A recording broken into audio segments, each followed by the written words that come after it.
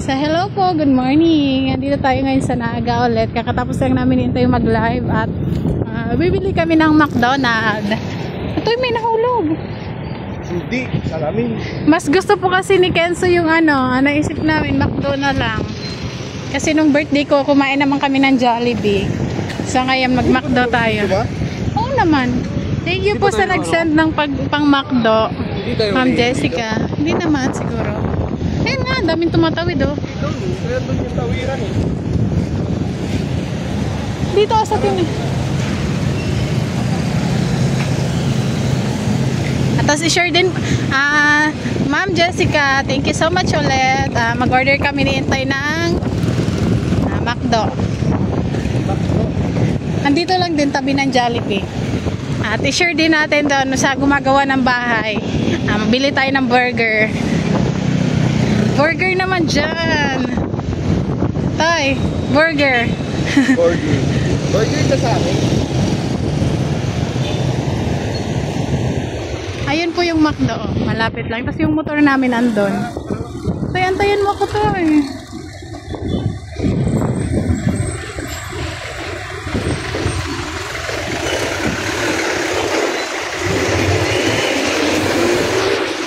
Mainit ang panahon ngayon dito sa amin.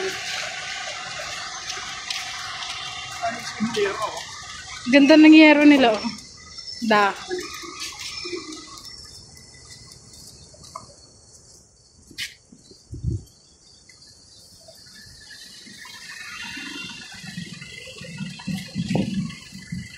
Shoutout po sa mga taga dito sa Naga City. Ayan ang McDo.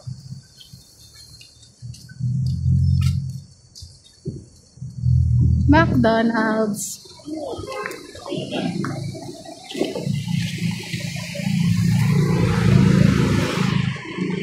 Yung motor namin nandun po.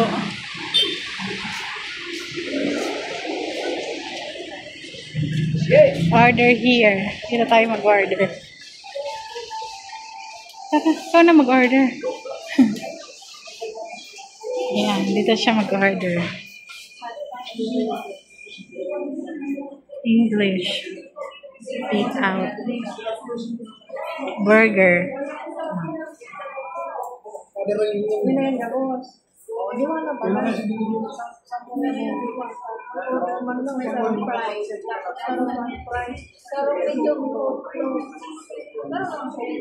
Drinks. Ito po, masarap yan. Medium.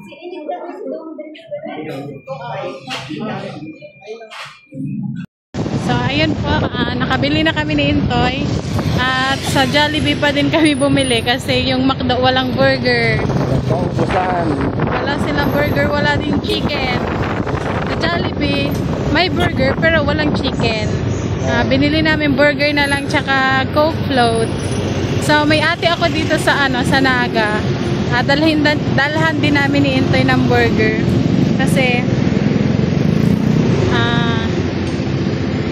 malapit na lang din naman kami dito. I-share na din natin. Andito na po kami sa bahay at ayan, ito yung in-order namin. Coke float tsaka Jollibee. Yung iba, iniwan na po namin doon sa isa kong ate kasi hindi namin na i-vlog kasi wala si ate. Iniwan na lang namin doon sa bahay nila kasi nakicharge daw sa Naga. So ngayon ito ay burger tsaka Coke float. Anak ko. Mama, dadalahin yan dito. In-order ni Kenzo yung cactus na nagsasalita. Ala, naktunaw na be. Wala kasing be. Kuryente. In-order ni Kenzo Pa. Burger. Kundi ba ko na magaling malipot. May mbong na.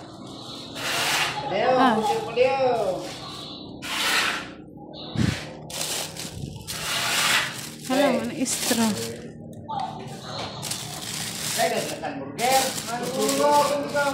Ayan, natunaw na kasi Malayo sa sobrang init. Pero medyo malamig pa naman. Saka yung burger. Yung iba iniwan na namin doon, pati doon kila ate. Naku, may burger be. Maanang hilo.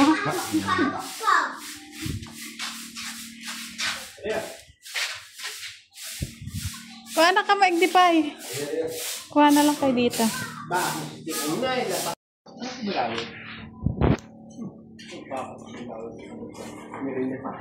Kumay.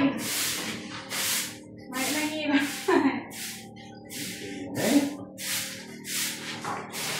Si Ramil, baka umiyak. Ang kuha na lang ito. Kundi bako na malipot. Nasa bago pa kayo.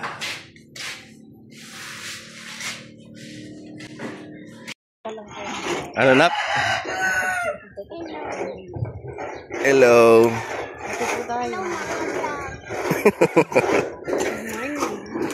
Ay, good morning po. Good morning kasi alas 7 pa lang. Yes po, good morning. Continuation ng vlog namin kahapon kasi hindi natuloy dahil nag-ubat yung cellphone. So, ito, dugtungan na lang po namin. At syempre, update na lang din po namin kayo dito sa paggawa ng bahay. At yun, ayun sila, mga gumagawa. Ayan, Mil, kaway, kaway. Eh, Koreano ah. May awa kasi nga eh. Opa. Ayan, kaway, kaway. Oh, nak. Ayan si Baba oh. Ayan si Baba. Ayan, so yung ginagawa nila ay doon yun ilalagay sa ano, ilalagay dun sa may sanipa. Ayun yung mga nagsasabi na dapat daw may hollow blocks dyan para hindi tuklapin yung ano, yung tag nito, yung yero. So ayan po, meron po yan. Wait lang na. So ayan, yan ang ikakabit nila, flashing dun sa taas para ipitin, para hindi rin pumasok yung tubig. So ayan. So ito naman sa loob ng bahay. Ayan ang nangyari dito sa doorknob. Ayan o. Ayan, pinagtatanggal ko kasi parang wala rin naman siyang kwenta. Parang wala siyang silbi. Dahil ikinabit siya rito yung gumakabit ng pinto. Tapos pagka ilalak mo siya, parang hindi siya lumalapat, hindi pumapasok yung ito, hindi pumapasok dun sa butas dito sa may hamba. Ayun, sa may hamba. Ayun, siniga kumakain no? So ayun, ang ginawa ko, ayun, parang gumaganyan lang siya. Ayun. So ang ginawa ko, tinanggal ko na lang kasi parang wala rin naman siyang pakinabang. At magpapalit na naman kami ng bago. So sayang naman yan. So ayun, ito na yung itsura. Ayan, ito na yung lababo. So syempre mas pinili namin na dito maglagay ng lababo dahil may bintana. Ayan. So yan ang update. At dun sa mga nagsasabi, kasi syempre tatanong bakit daw may awang yung bubong, kasi napanood dun sa vlog bagyo. Eto, ayan, bakit daw may awang. Lalagyan po yan ng tawag nito, lalagyan po yan ng harang. Ayun, so lalagyan siya ng harang para hindi pumasok yung tubig dito sa loob. So sa ngayon parang ang pangit na tingnan, pero pag natapos siguro to kahit pa paano mag-iiba yung itsura niya. So ayun, so sa mga nagsasabi din, ayan, bakit daw pabago-bago gawa ng bubong, bakit daw tumutulo. At tumutulo yan, ayan, wala pang bulkasil yan. Ayan, makikita nyo na may butas. So hindi pa yan nalalagyan ng bulkasil. lalagyan pa lang yan. So, yung iba naman na tulo na nanggagaling dito po yun. Kasi, nabaliktad nga po yung hangin. Kumbaga, yung inaasahan na hangin ay papunta dito. Ganon. Eh, ang nangyari, pumasok. Parang gumanon.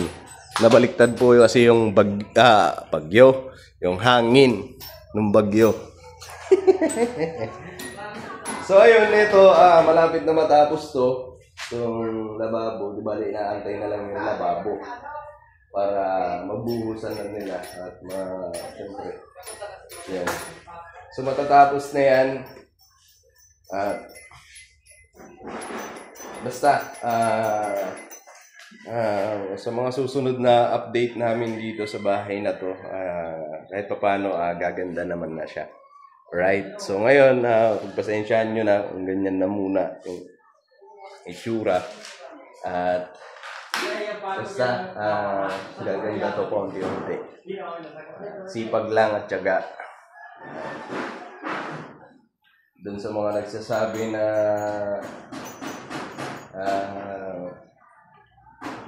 paano nakapagpagawa ng bahay yan, bahala kayong mag-isip. Ilang beses na ako nagpapaliwanag. Wala talaga, walang naniniwala. Basta, yun. Tuloy-tuloy lang tayo. Ang importante sipag lang at syaga. So, ayan. Matatapos na yan. Konti na lang. Ito. Magagamit na namin itong lababo. At doon sa mga nagsasabi pala, nga pala. So, ito. Ito na, medyo nangyay. Nagtutupi kasi ng flashing. Sa mga nagsasabi kung bakit wala pa daw mga outlet, saksakan. Bukod po kasi ang medyo may kabigatan din po kasi ang ang pagpapa-install ng wiring dito sa loob ng bahay.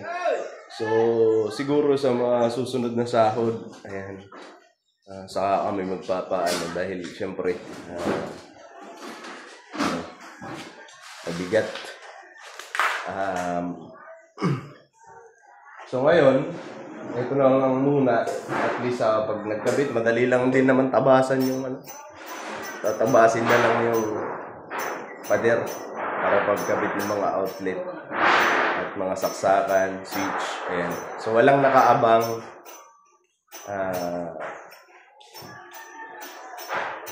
Yun na muna. Sabi ko naman, saka na lang yan.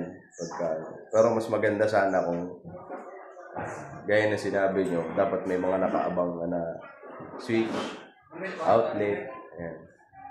So, basta, makakapagpakabit din tayo yan. Alright?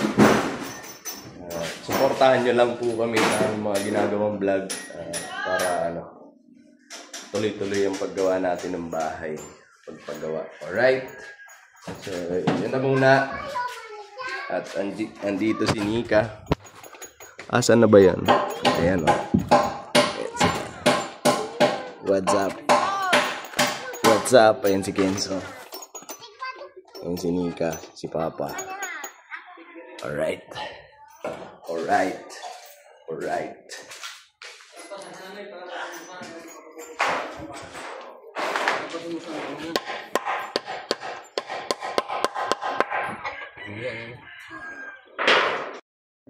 So, ayun po, ito ay kagagaling lang namin ni Intoy sa Calabanga, sa bayan ng Calabanga. At kami ay namili ng coco lumber, plywood, at hollow blocks. Ano pa yan, Tay? Yung sa lababo. Kakauwi lang po namin. At namili din kami sa Mr. DIY, ang mumura ng paninda. So, binilhan namin si Kenzo ng, nak, gantahin mo, nak! Ganto, suntok. Pang suntok. Suot mo pa. Suot mo ba yan? Binilhan namin si Kenzo ng laruan. Ayan, pakita ko po sa inyo. Namin siya ng laruan yan na punching bag yan. Kasi ang hilig niya manuntok eh. Ang hilig niya yung... Oh! Nakita.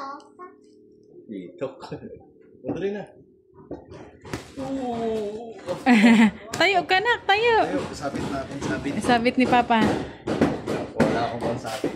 Tapos ito po yung lahat ng napamili namin ni Intoy. Tay, pasuyo nga ako, Toy, muna ng ano. Aray ko, be! Asan na yung pamaypay, be? Hindi namin namin gabi. Ay, kasi ano wala pa sino naman yung siguro tayo mo pala pamarayadan. Hindi ko pa nagbayad pa. Ma. So, ayun po. Ito yung binili namin Intoy. Kaka-open lang ng Mr. DIY sa Calabanga at bumili kami ni Intoy ng... Ito naman, binili ni Intoy sa Ukay. Alam niyo si Intoy, sobrang hilig niyan sa Ukay. May presyo, dollar man po. $7, pero tayo 100 pesos. Dito. Ayan, dalawang damit. Ukay din to. 140 pesos. Ayan, dalawa. Mahilig talaga po yan si Intoy sa Ukay. Hindi ka manuntok, masakit ng palad ko. Ito po ang binili naman namin sa Mr. DIY. Ito ay para sa... aray. Dito sa bahay. Ayan, toothbrush para kay Kenzo. Toothbrush. Pang-ahit ni Intoy. Ang mura lang po nito. Ang dami na ito. Maganti. Tapos nail cutter. Ito sa ano to? Screw. Ayan, toothbrush ulit. Steel wall. Tatlo na. Nasa 30 pesos lang ito tatlo. Suklay. Tapos to. Yung ano siya, yung lalagay mo na dito yung dishwashing liquid. Tapos ipipress mo na lang. Ipipress. Para diretso na siya. Tapos to wipes para kay Kenzo. Tapos yung Ayan, bolts ko dalawa. dyan. Saan to? Motor ko yan. Dalawa. Saan yung isa? Ano ba? Dalawa yan. Baka binalik mo yung isa. Tapos ito isa, laruan din to ni Kenzo. Squishy. Na, kani ka bebe. Ano yun ko yung mga story? Hindi na pa. Ano to tayo matanggal? Kagata. Squishy. Tapos bumili din ako ng nadan. Squishy yan. At ito lang naman towel. Ayan. So ito lang naman ang lahat ang aming napamili. At balik ko muna at mamaya ko na ito ayusin. Yan lang naman po kasi kakabukas lang ng Mr. DIY. Gusto namin makita kung ano yung ang mga nasa loob. At mga mura talaga siya. Affordable. Hindi. Ano? Squishy. Squishy yan, anak ko. Crocodile. Yung crocodile na squishy, yung parang nakaka-relax. Tagilas mo naman. Bariya. Squishy. Ayan, mamaya na natin ito ayusin kasi sobrang init po. As in, para tayo ditong para kaming ayan o, pawis. Init. Ayun na nilagay doon yung ano o. Asa na na? Squishy. Thank you. Thank you, welcome. Patingin nga be. Nakaka-relax po to. Patry nga ako, nak. Ay. Ayan. Nanagat yan, ma? Hindi po. Squish, squish. Asa? Nakaka-relax na eh. Opo, sige. So, grabe pawis mo, anak ko. Relax ka. Nang-swimming na eh. Opo. Ano yan? Crocodile. Paano na mag-swimming? Nakatira yan sa, ano, sa ilog. Meron din sa dagat. Huwag mong bubutasin, anak, kasi mawawala na yung ano niyan, squish. Bumili din tayo ng corn. Mais na puti. Kain tayo. Mais na puti. Ayan.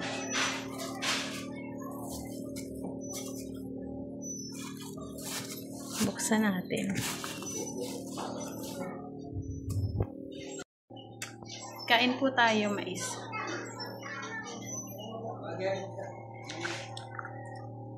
Sabi ni Mama, ang itim na daw ng mukha ko.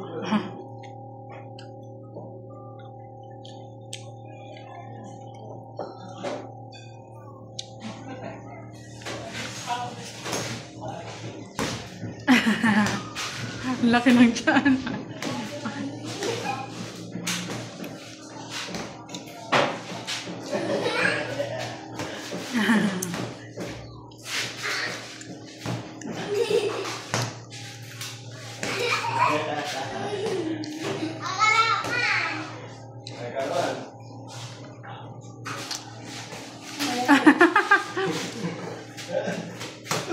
Ang galing.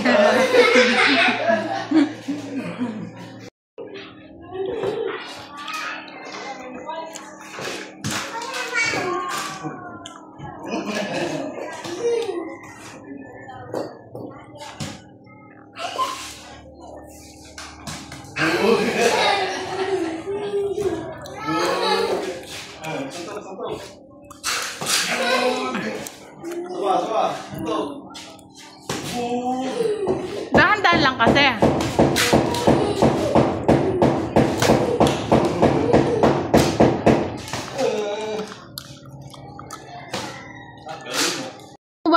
Nak, gusto mo ba maging boxer paglaki mo?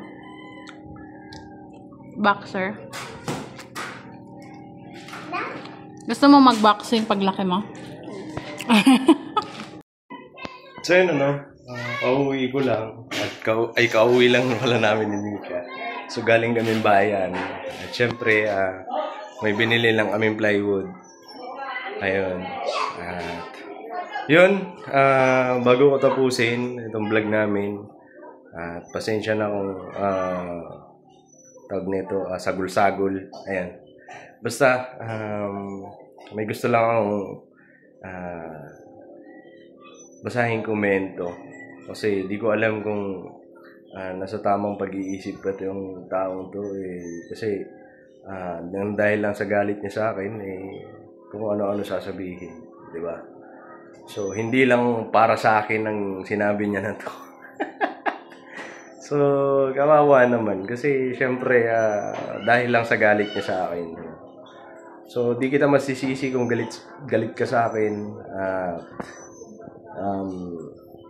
Wala naman akong ginagawang masama. Patuloy lang kami dito sa pagbablog sa sarili. Ayan. So, yun lang naman ang ginagawa namin. Wala naman kami, hindi naman kami nagsasalita ng kung ano-ano sa kahit na sino pa man, di ba? So, patuloy lang kami dito. Ngayon, bahala kayo. Mindset mo yan. So, hindi kita makokontrol dyan. Pero gusto ko lang ipaalam sa lahat ng mga nanonood kung gaano siya kagaling magsalita, di ba? So, ito, yung komento niya, sabi niya sa akin. Sabi niya dun sa comment, sa vlog namin, yung patungkol dun sa bagyo. Alam mo yon? Alam niyo po yun? Yung lakas-lakas ng hangin, di ba? So, ang pagkakasabi niya, karma is real. Right? Karma is real. Yabang mo kasi. Sabi niya sa akin. Dun sa comment. So, iniisip ko, sa sobrang galit mo sa akin, hindi lang ako ang parang naapektuhan ng bagyo. Siyempre, hindi lang naman kami ang binagyo dito. Hindi lang bahay namin ang binagyo. Buong Bicolandia. And kung tutuusin pa nga, buong Pilipinas Diba? So, lahat ng mga tao na yon, lahat ng mga tao nun ay nagpe-pray para sa kaligtasan ng bawat isa. Nagpe-pray sa bawat kaligtasan ng buong Pilipinas. Kasi alam naman natin ang nakaraang bagyo ay hindi masasabing ordinaryo lang. Bagyo lang. Dahil super typhoon, di ba? So, bawat isa nun nagpe-pray. Kahit nga yung mga nasa ibang bansa nagpe-pray na sana okay lang kayo, sana okay lang ang Pilipinas. Siya iba. Yung iba, nananalangin na sana nagpe-pray, na sana Intoy, ligtas kayo, Nika, ligtas kayo.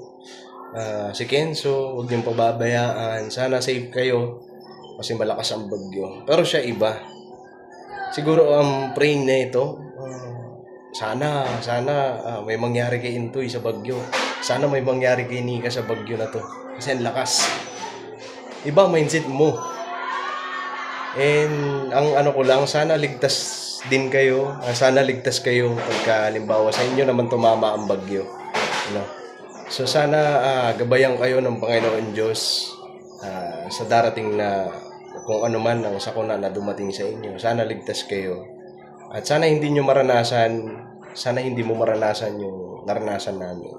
Kasi hindi madali, hindi biro yung pinagdaanan ng buong Pilipinas sa nakaraang bagyo.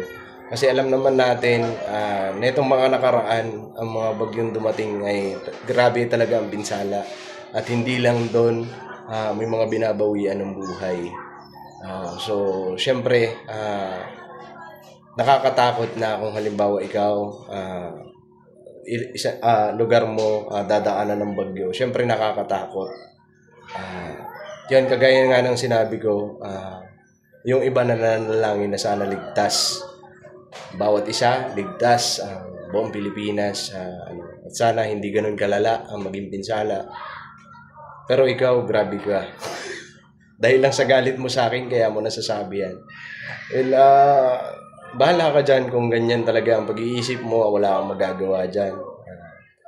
Sasabihin ko sa iyo, hindi ako nagmamalaki at wala akong ipinagyayabang.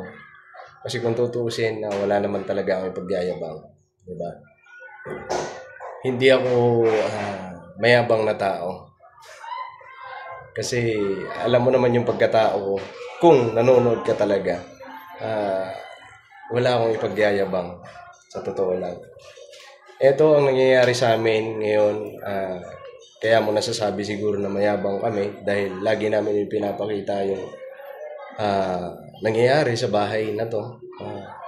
Sasabihin ko sa'yo, hindi yung pagyayabang, kahit naman siguro sino, pagka nagkakaroon ka ng isang bagay na parang ang hirap mong, kumbaga, pinagtuunan mo ng panahon, oras para lang makapagpundar ka ng ganun.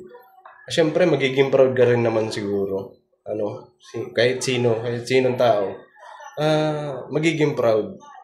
So ito, proud lang din kami sa sarili namin kasi syempre kahit sinong may pamilya, pangarap talaga magkaroon ng isang bahay at pangarap ng bawat sinong tao magkaroon ng sariling bahay. So kami, para sa amin, proud lang kami sa sarili namin kasi nagbubunga lahat ng pinaghirapan, pagsusikap. So, yun. Sana masaya ka dyan sa komento mo. Kasi sa nakikita ko, tumatawa ka pa nga eh. So, hindi kita makokontrol dyan. Kung talaga ganyan ka na, wala na akong pagbabago dyan. So, yun lang. Sana safe kayo. Safe ka na nagkomento. At sana pagpalain ka pa, 'di ba? Dahil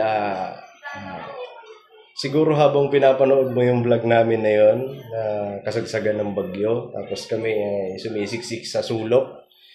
Siguro ang isipan mo nun, sana madaganan. Kasi ganun kay. So, sana madaganan si Intoy, at sana maliparan ng yero. Hindi mo. So, yun lang ang sa akin. Sana safe buong pamilya mo at sana pagpalain ka pa. Sana bigyan ka ng malusog na pangangatawan. Salamat sa komento mo at marami ang natuwa sa iyo. Alright, so siguro hanggang dito na lang yung video namin at maraming salamat. At pasensya na kung may isa na naman akong inanong komento. Siyempre, hindi lang din nakakatuwa dahil siyempre lahat nga tayo ay natatakot nung nakaraang bagyo. Pero siya, iba mindset niya. So, wala na tayo doon. Ganun talaga pag-iisip niya. ang tino niya. God bless po sa atin lahat. I love you all. No hate, just love. Alright?